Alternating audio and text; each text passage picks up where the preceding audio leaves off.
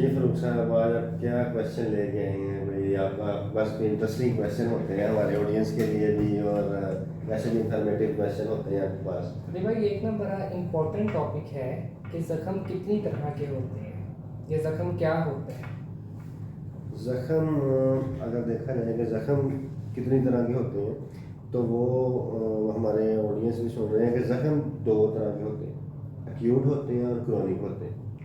Acute जो ज़ख़म होते हैं उनमें जो एक्सीडेंटल वुंड्स हैं, जो फ्रेश बन रहे हैं, फ्रेश बने हैं, एक्सीडेंटल वुंड है, सर्जिकल वुंड है, कोई ऑपरेशन हुआ उसका वुंड आ गया, और इसके अलावा कोई एनिमल बाइट है, ऐसे ज़ख्म जो हैं उनको एक्यूट वुंड कहते हैं। और जो क्रॉनिक वुंड है उसमें आ जाता है अल्सर, आ जाता है वेनस अल्सर, आ जाता है वेनस के जो ज़ख्म है, गैंग्रीन आ जाती है, शुगर के जो पेशेंट होते हैं, अक्सर आपने डायबिटिक फुट देखे जी होंगे, जी, बिल्कुल ऐसे ही है। तो इनको क्रॉनिक जो है वो उसमें आ जाते हैं ज़ख्म कि ये क्रॉनिक ज़ख्म है। तो ये दो तरह के होते हैं। अच्छा, अभी आपने बताया कि दो तरह के होते हैं, एक्यूट और क्रॉनिक। क्या इनका कोई टाइम फ्रेम भी होता है एक्यूट और क्रॉनिक का, या कैसे मतलब कि हमें पता चलता है कि एक्यूट फेज में है या क्रॉनिक में है।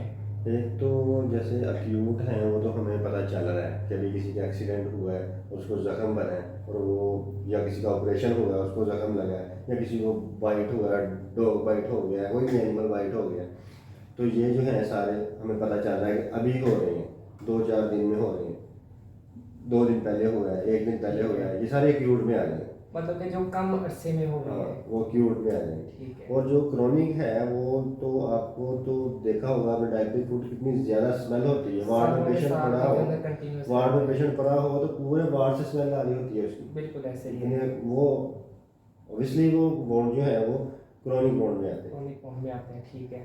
अच्छा, एक दूसरा ना बड़ा मेजर सा क्वेश्चन है कि क्या पानी लगने से हमारे ज़ख्म खराब हो सकते हैं।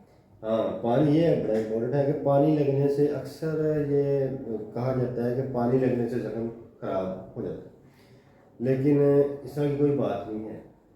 पानी जो है, जैसे हमारे पास कोई पेशेंट आता है, उसको एनिमल बाइट हुआ है, एक्सीडेंट हुआ है, तो उसके लिए ये है कि आप उसको पानी से अच्छी तरह धोएं। स्पेशली कभी कहीं गिरे हैं और वहाँ से आपको कोई मट्टी वगैरह भी साथ लग गई है ज़ख्म के, ये नहीं है कि उसको पानी से बचाना है, ठीक उसको है। पानी से अच्छी तरह साफ़ करें।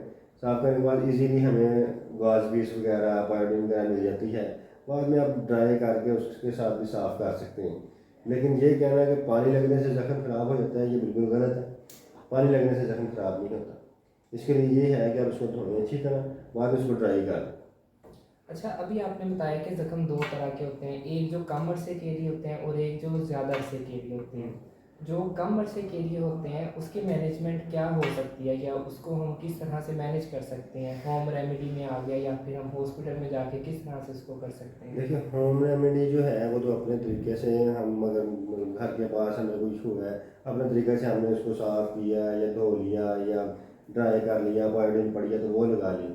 लेकिन दोनों एक्यूट हैं या क्रॉनिक हैं, दोनों ही ज़ख्म के लिए आपको कम से कम किसी कंसल्टेंट के साथ जो है ना, जिसका और ये सर्जिकल कंसल्टेंट जिसका अच्छा, कम से surgical कम, consultant, हाँ, जिसका ठीक है। कम से कम 3 साल का एक्सपीरियंस हो, ठीक है, उससे आपको कंसल्ट करना चाहिए। बजाय ये है कि आप किसी हड्डी जोड़ के पास जा रहे हैं, वो उल्टी जोड़ रहा है, आपने जब खोल लिया तो आपको पता लगा आपका जोड़ा से जुड़ गया है, ऐसे होना चाहिए था।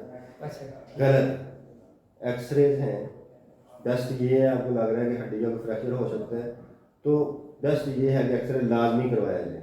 ठीक, एज एन एक्सीडेंटल केस का एक्सीडेंट वगैरह हो एक्सरे जाए। लाजमी करवाया जाए और कंसल्ट किया जाए सर्जिकल कंसल्टेंट के साथ, और कम से कम उसका 3 साल का एक्सपीरियंस हो।